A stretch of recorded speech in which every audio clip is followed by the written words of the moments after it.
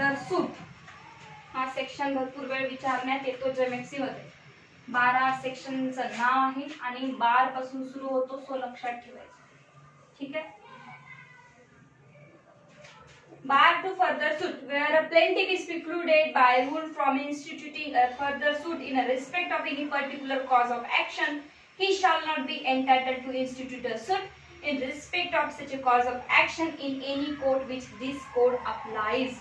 बघ, या कायद्यामध्ये सीपीसी मध्ये रे जुडिकाटा, रेस जुडिस किंवा अदर कुठल्याही प्रोव्हिजन मध्ये जर सांगितलं आहे की तुम्ही सूट इन्स्टिट्यूट करू शकत नाही, तेव्हा तुम्ही त्या सूट इन्स्टिट्यूट करण्याला बार्ड आहे असं मानलं जाईल. ठीक आहे.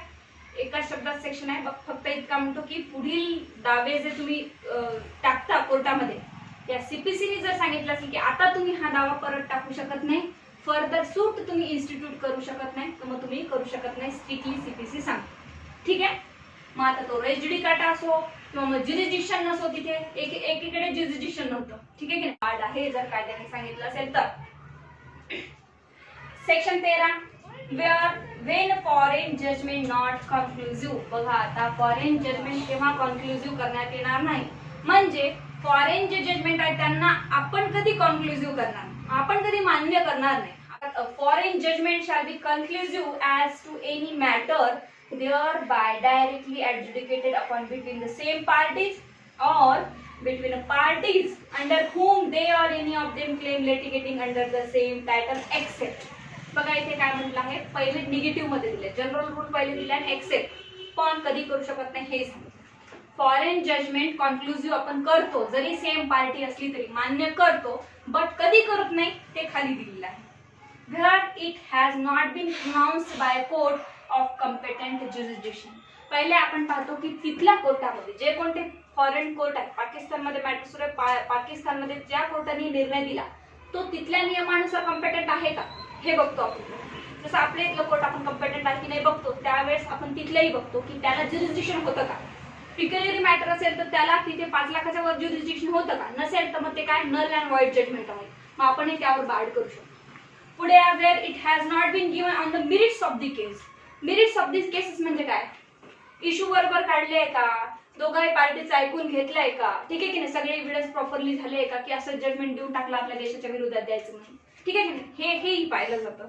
त्यानंतर where it appears on the face of the proceeding to be founded on an incorrect view of international law or of refusal to recognize the law of the India in cases in which such a law is applicable. अशा दृष्टिकोनातून judgement दिलाय की त्या जजमेंटमुळे international लॉचं violation होत आहे असं पण नाही चालणार, किंवा आपल्या एक इंडियन लॉचं डायरेक्टली व्हायोलेशन होत आहे.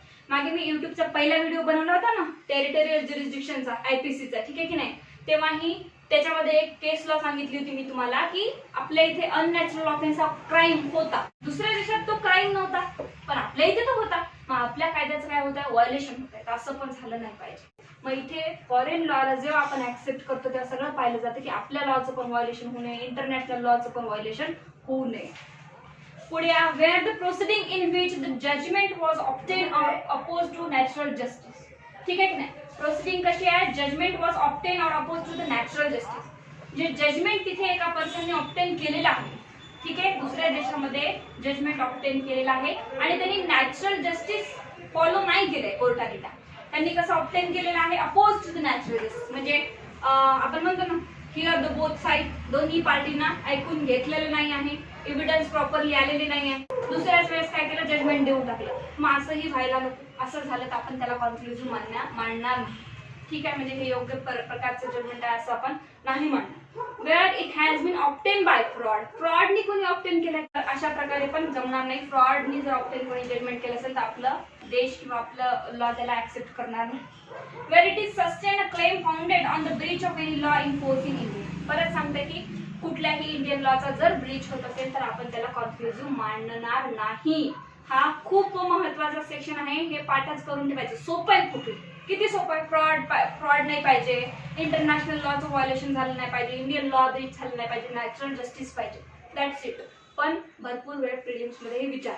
Section 14 presumption as to foreign judgment. मग आता हेच जे जजमेंट दिलं आहे, ठीक आहे की नाही, सगळं पाहिलं आपण कॉन्क्लुसिव्ह आहे का, मग त्याला प्रिझ्युम कसं म्हणायचं, गृहीत कधी धरायचं की ही योग्य आहे म्हणून, तर बघा, the court shall presume upon the production of any document purporting to be a certified copy of a foreign judgment. कुठल्याही डॉक्युमेंट सर्टिफाईड कॉपी जर आली, एव्हिडन्सचा भाग आहे हा, तर आपण त्याला शॅल प्रिझ्युम म्हणतो. एव्हिडन्स मध्ये पण सांगितलं की कुठले डॉक्युमेंट शॅल प्रिझ्युम करायचे, म्हणजे हे डॉक्युमेंट खरंच आहे असं म्हणायचं. तर जर कोणीही फॉरेन जजमेंटची सर्टिफाईड कॉपी घेऊन इथे येत असेल, ठीक आहे की नाही. आता सिटिझनशिपवर प्रश्न उठला कोणाचा तरी, मॅटर एक इंडियामध्ये सुरू आहे, पण ते मॅटर रिलेटेड होत आहे त्याच्या सिटिझनशिपशी. तो काय म्हणतो, मी युकेचं सिटिझनशिप आहे. मग ते काय म्हणेल, आपला कोर्ट म्हणेल जा मग तिथलं सिटिझनशिपचं एक कोर्टाचं सर्टिफिकेट घेऊन येईल, जसं आपल्या इथे होतं बर्थ सर्टिफिकेट कोर्ट देत होतं. तसं जर तिथल्या कोर्टाचं काही काम पडलं, त्या कोर्टाने देऊन टाकले जजमेंट की हो तुम्ही इथले सिटिझन आहात, मग तो जर तिथली सर्टिफाईड कॉपी घेऊन इथे दाखल करत असेल, तो कोर्ट काय म्हणेल, शॅल प्रिझ्युम की त्यांनी जे जजमेंट दिलं आहे ना ते खरंच आहे असं समजेल. That such a judgment was pronounced by a court competent jurisdiction. आणि आपल्याला हेही समजावं लागेल सर्टिफाईड कॉपी असल्यामुळे की त्या कोर्टाला कॉम्पिटंट ज्युरिस्डिक्शन होतं, म्हणूनच त्यांनी याला सर्टिफिकेट दिलं जजमेंटचं. Unless the contrary appear on the record, but such a presumption may be displaced by proving want of jurisdiction. But want of jurisdiction जर असेल तिथे, ज्युरिस्डिक्शन जर कोर्टाला नसेल, तर आपण काय करू शकतो, त्याला रिजेक्ट करू शकतो. आपण शॅल प्रिझ्युम नाही केलं तरी चालेल. ठीक आहे, हे होतं सेक्शन 40 पर्यंत. सेक्शन 15 पासून थोडा वेगळा पॉइंट येतो, ते उद्या.